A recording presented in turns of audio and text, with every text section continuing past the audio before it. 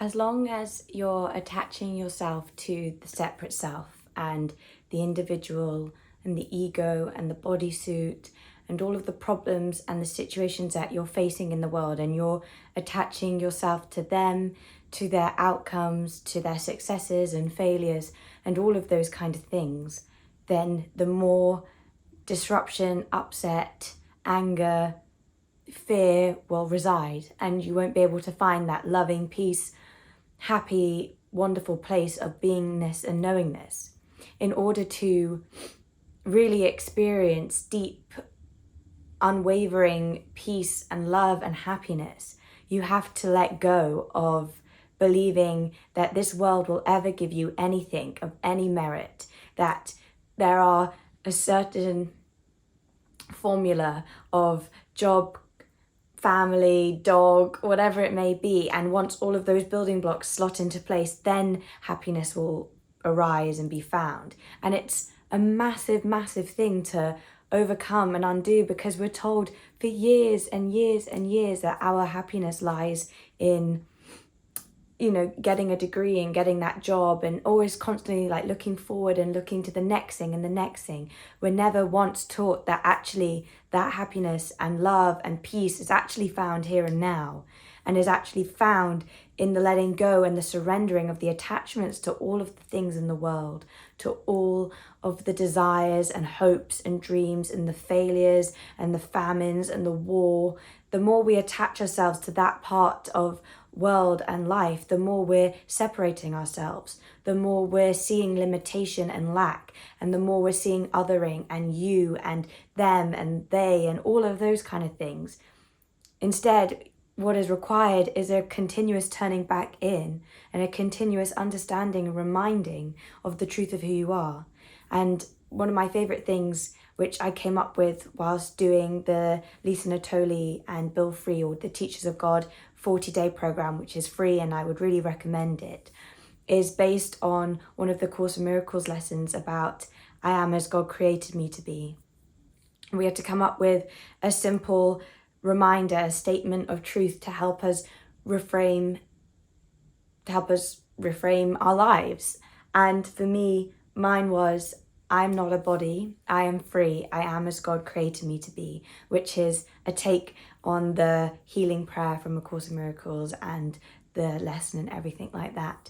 And in my worst moments, where I was so identified with my situation, my failures, the losses that I had experienced, my greatest healing that occurred was not the resting in awareness and was not the undoing of difficult belief systems, but it was actually just to remind myself of the truth, to remind myself that everything I was seeing was just an illusion, and that it wasn't the truth of who I am, and that in fact I am this amazing unlimited beingness that can't be hurt by people leaving my life, by not getting a job. I'm still here. I'm still going and being aware and still moving through the world. I'm not destitute or completely disrupted or broken or sawn in half by losing these things. I'm still who I am. I'm still this beautiful, wonderful, peaceful place. And so by continuously reminding yourself of the truth that you are not a body, that you are free and you are as God created you to be, you're continuously realigning yourself with the truth. And it might be that you don't believe it to begin with, which is completely fair. I completely understand that.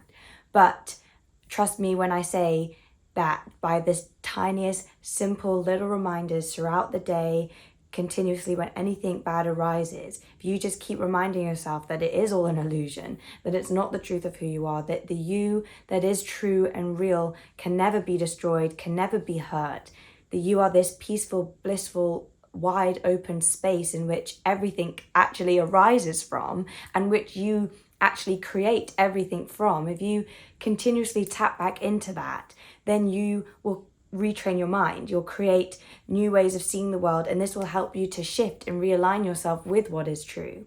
And it might be a tough journey. Like, don't get me wrong, I've had so many occasions where I've so just wanted to jump on the bandwagon of my thoughts and just go down that stream.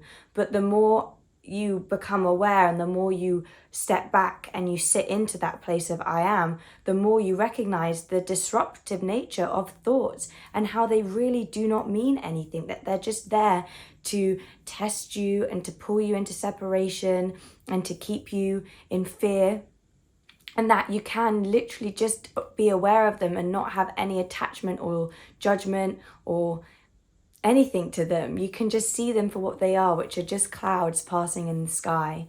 And that, for me, took just a continuous reminder and dedication of the truth, of letting go, of seeing that believing certain thoughts was not going to help me fundamentally because it was keeping me separate. And for a lot of those, I did eventually have to do some more deep work, inner work on it, to recognize potential beliefs I held, which I just really couldn't let go of. And by letting go of those and healing those, I've found that I am able to rest more easily in I am. But perhaps it's also due to just continuous daily practice and a returning to truth. Just keep reminding yourself of the truth, and it will feel like a battle initially.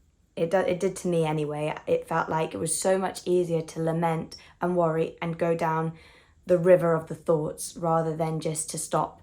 And sometimes I had to do it. It felt like every single second I had to remind myself over and over and over again. And it was hard, but eventually it brought me deep peace and it brought me deep understanding, and it healed the situation far quicker than other forms of meditation or inner work that I've done.